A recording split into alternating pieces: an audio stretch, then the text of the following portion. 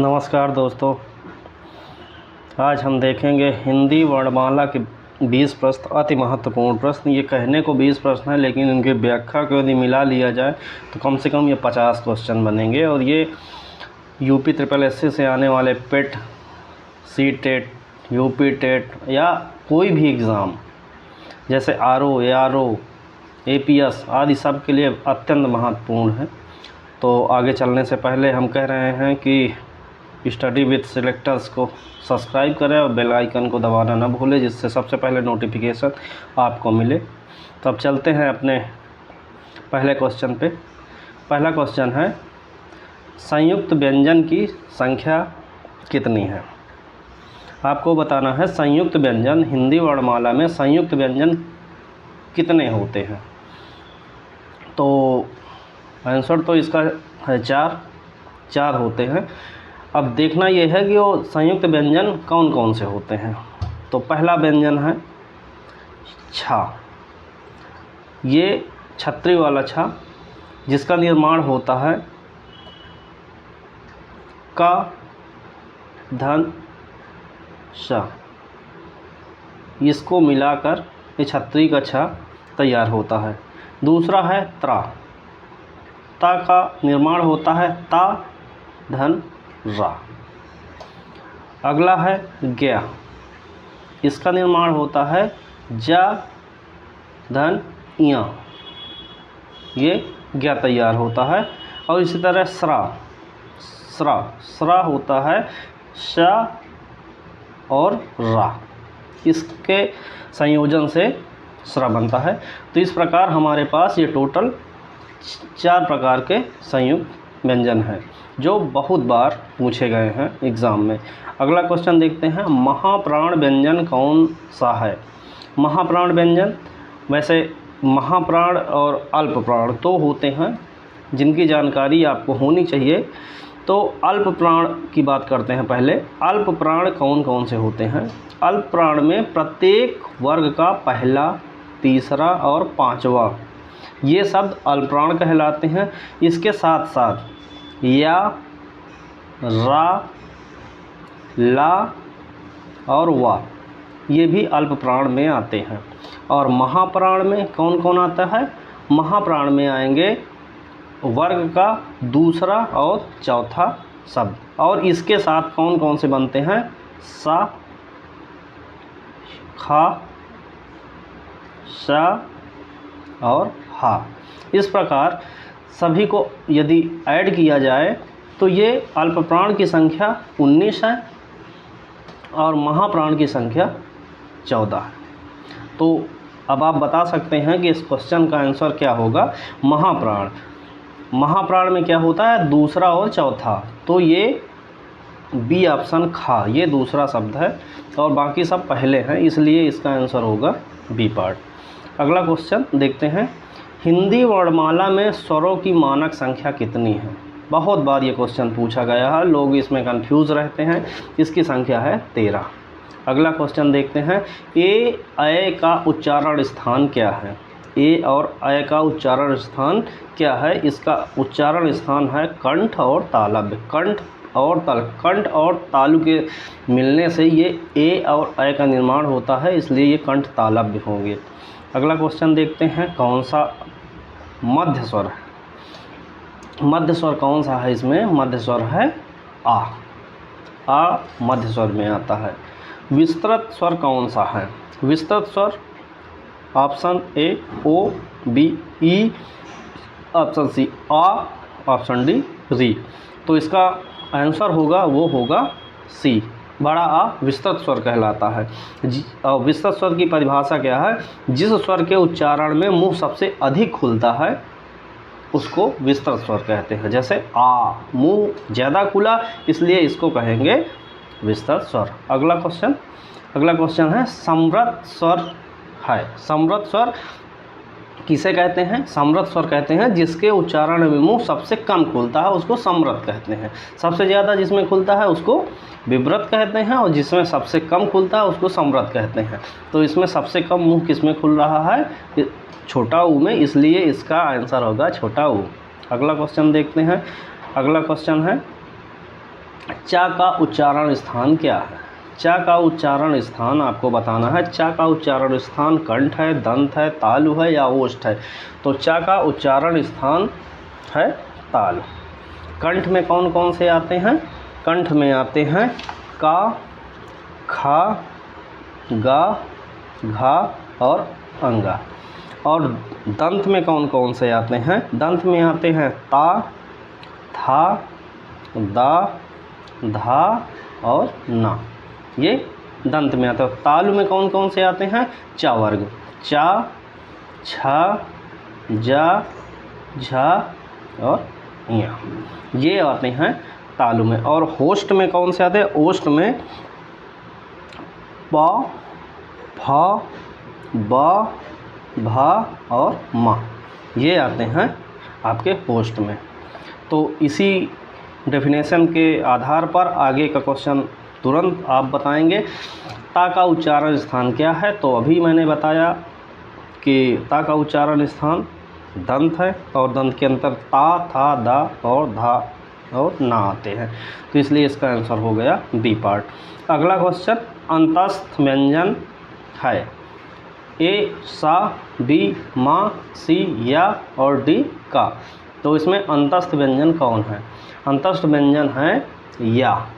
Answer इसका होगा option C, या अंतस्थ व्यंजन है। अंतस्थ व्यंजन में कौन कौन से व्यंजन आते हैं, ये आपको पता होना चाहिए कि अंतस्थ व्यंजन में कौन कौन से आते हैं। तो या, रा, ला और वा, ये अंतस्थ व्यंजन में आते हैं, इसलिए इसका आंसर होगा सी। अगला क्वेश्चन देखते हैं। ऊष्म व्यंजन कौन सा नहीं है? तो ऊष्म व्यंजन कौन सा नहीं है? ऊष्म व्यंजन इसमें देखना है। तो ऊष्म व्यंजन पहले ये पता होना चाहिए ऊष्म व्यंजन कौन कौन से होते हैं। तो ऊष्म व्यंजन होते हैं सा, सा और हा। तो इसमें पूछा है ऊष्म व्यंजन कौन नहीं है, तो इसका आंसर होगा ए, ला, इसका ऊष्म व्यंजन नहीं है। अगला क्वेश्चन देखते हैं। लुंठित व्यंजन कौन सा है? ऑप्शन ए या, ऑप्शन बी ला, ऑप्शन सी वा और ऑप्शन डी रा। तो लुंठित व्यंजन, अब इसमें बताना है हमें कि लुंठित व्यंजन किसे कहते हैं। तो जिसमें ऊपर की तरफ जीभ मुड़ जाती है उस वर्ड में को ही हम लुंठित कहते हैं। तो ऐसा वर्ड सिर्फ एक ही है ऑप्शन डी में, ऑप्शन डी, इसका आंसर होगा रा। रा लुंठित व्यंजन के अंतर्गत आता है। अगला क्वेश्चन है 13। अघोष व्यंजन नहीं है। अब इसमें आपको ये बताना है कि अघोष और सघोष दो होते हैं, दो व्यंजन होते हैं। तो अघोष नहीं है मतलब कि अघोष नहीं है, तो इसका मतलब है पूछा है कि कौन सा सघोष है।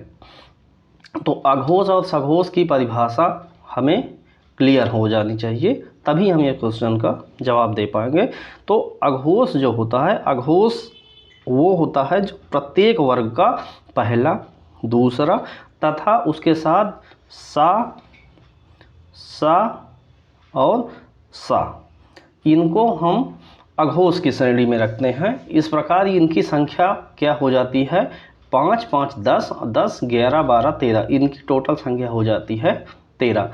ये 13 वर्ड जो हैं, ये व्यंजन जो हैं, ये अघोष व्यंजन कहलाते हैं। तो अब हमको अगला देखना है सघोष। सघोष किसे कहते हैं? तो प्रत्येक वर्ग का तीसरा, चौथा और पांचवा, ये व्यंजन प्लस इसके साथ या, रा, ला, वा, हा, अन और आहा, ये और इसी के साथ संपूर्ण स्वर, जितने स्वर हैं संपूर्ण स्वर भी हमको अघोष की श्रेणी में रखना होगा। तो इस प्रकार हम यदि सभी का एडिशन करें तो हमें अघोष की संख्या 33 आती है। सघोष हमारे पास 13 हैं और सघोष हमारे पास 33 हैं और अघोष हमारे पास 13 है। तो क्वेश्चन में जो पूछा गया है उसका आंसर अब आप बता सकते हैं, इसका आंसर होगा बी, गा। गा अघोष व्यंजन नहीं है। अगला क्वेश्चन है स्पर्श व्यंजन कौन सा नहीं है। तो इसमें आपको पहले भी बताया गया है और इसलिए अब आप बता सकते हैं कि का, ज्ञा, मा, टा, इसमें स्पर्श व्यंजन कौन सा नहीं है। ऑप्शन इसका होगा बी, ज्ञा। टा का उच्चारण स्थान बताइए। तो टा का उच्चारण स्थान अभी ऊपर हमने बताया है कि उच्चारण स्थान टा का क्या है। तो टा का उच्चारण स्थान आप बता सकते हैं। टा आता है मूर्धन्य में। मूर्धन्य में टा, ठा, डा, ढा और अड़ा, ये मूर्धन्य में आते हैं। टा, ठा, डा, ढा और अड़ा।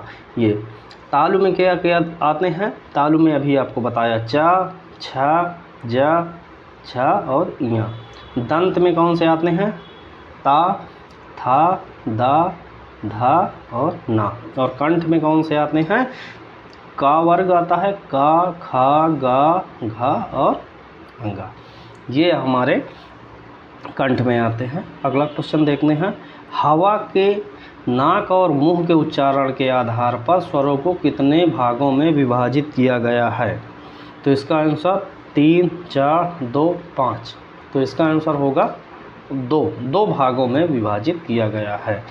अगला क्वेश्चन, होठों की गोलाई के आधार पर स्वरों के प्रकार कितने हैं। तो होठों की गोलाई के आधार पर स्वरों को 2 प्रकार से बांटा गया है। तो इसलिए इसका आंसर होगा बी पार्ट 2, इसका आंसर यही होगा। अगला क्वेश्चन देखते हैं। अर्ध समृद्ध स्वर कौन सा है। अर्ध समृद्ध स्वर कौन सा है। ओ, आ और ई। तो अर्ध समृद्ध कौन से होते हैं। एक तो समृद्ध अभी बताए कि समृद्ध वो होते हैं जिसमें सबसे ज़्यादा मुंह खुलता है। सबसे ज़्यादा मुंह खुलेगा वो होते हैं समृद्ध। और अब आता है अर्ध समृद्ध, उसी समृद्ध का भाग है। तो इसमें सबसे ज़्यादा मुंह को, ये तो आ तो हो जाएगा समृद्ध और छोटा हो गया विव्रत, और इसमें ओ जो है वो इसका आंसर होगा। ये अर्ध समृद्ध के अंतर्गत आता है। इसलिए 18 क्वेश्चन का आंसर हो गया ए पार्ट, अर्ध समृद्ध ओ होगा। और आपसे रिक्वेस्ट है कि हमारे चैनल को लाइक करें, शेयर करें, सब्सक्राइब करें, जिससे हमारा मनोबल बढ़े और हम आगे आपको ऐसे ही फ्री मटेरियल अवेलेबल कराते रहें, आपकी तैयारी को एक बेहतर मुकाम पे ले जाएं और आपका सहयोग मिलता रहेगा। तो हम प्रतिदिन 2 वीडियो 3 वीडियो जितना भी हमको टाइम निकाल पाएंगे हम देंगे आपको, और आप अपनी तैयारी को बेहतर करते जाएंगे। और ज़रूर सब्सक्राइब ज़रूर करें, लाइक करें, शेयर करें अपने दोस्तों के साथ। और आगे देखते हैं अगला क्वेश्चन। उच्चारण के आधार पर ई का स्थान क्या है। उच्चारण के आधार पर ई का स्थान क्या है। उसका ऑप्शन है, ऑप्शन ए है कंठ, ऑप्शन बी है तालु, ऑप्शन सी है दंत और ऑप्शन डी है मूर्धा। तो आपको बताना है कि ई का स्थान उच्चारण के आधार पर क्या है। तो ई का उच्चारण के आधार पर आप बोलेंगे अपने मुख से, जब ई का उच्चारण करेंगे तो आप समझ में आएंगे कि इसमें तालु पर जोर पड़ रहा है और ये तालु के माध्यम से निकल रहा है, इसलिए इसका आंसर होगा तालु। अगला क्वेश्चन और संभवतः ये लास्ट क्वेश्चन है और इसका बताते हैं कि दीर्घ स्वरों की संख्या कितनी है। दीर्घ स्वरों की संख्या कितनी है। तो दीर्घ स्वरों की संख्या 7 है और वो कौन कौन से हैं इसकी जानकारी हम आपको देते हैं कि ये दीर्घ स्वर हैं। जैसे दीर्घ स्वर कौन कौन से हैं। दीर्घ स्वर हैं जो दीर्घ स्वर मतलब दीर्घ का मतलब बड़ा, तो बड़ा, बड़ी, बड़ा उ, ए, आए, ओ और आओ, ये क्या हैं, ये दीर्घ स्वर हैं। तो इस प्रकार यदि आगे चल के कोई ऐसा पूछा जाता है कि बताइए बड़ा उ कौन सा स्वर है, तो हमें बताने में ये आसानी होगी कि हाँ ये दीर्घ स्वर है। तो इसलिए डिटेल से हर चीज़ पढ़ते हैं। इस 20 क्वेश्चन में आपको सब कुछ समझ में आया गया उम्मीद करते हैं। और इस 20 क्वेश्चन के सॉल्व करने में लगभग आपको 50 क्वेश्चन से ऊपर आपके सही हो गए। इसमें विस्तृत क्वेश्चन भी बनते हैं और हर एग्ज़ाम में ये पूछा जाता है। और इससे संबंधित अभी बहुत सारी वीडियो आना बाकी हैं और हम आपको बहुत ही अच्छा मटेरियल प्रोवाइड करवाएंगे। और यदि आपको इस वीडियो की लिंक जो है वो आपको टेलीग्राम चैनल हमारा स्टडी विद सिलेक्टर्स में मिल जाएगा। और इस वीडियो की PDF जो है जिसमें हम ये पढ़ा रहे हैं, इस PDF को आप फ्री में इसी टेलीग्राम चैनल से फ्री में आप डाउनलोड कर सकते हैं और अपने पास कंपाइल कर सकते हैं और रख सकते हैं। और आगे जब एग्ज़ाम आए तो रिवीजन के लिए ये बहुत ही कारगर साबित होगा। वीडियो देखने के लिए धन्यवाद। लाइक शेयर एंड सब्सक्राइब करें और बेल आइकन दबाना बिल्कुल ना भूलें। धन्यवाद।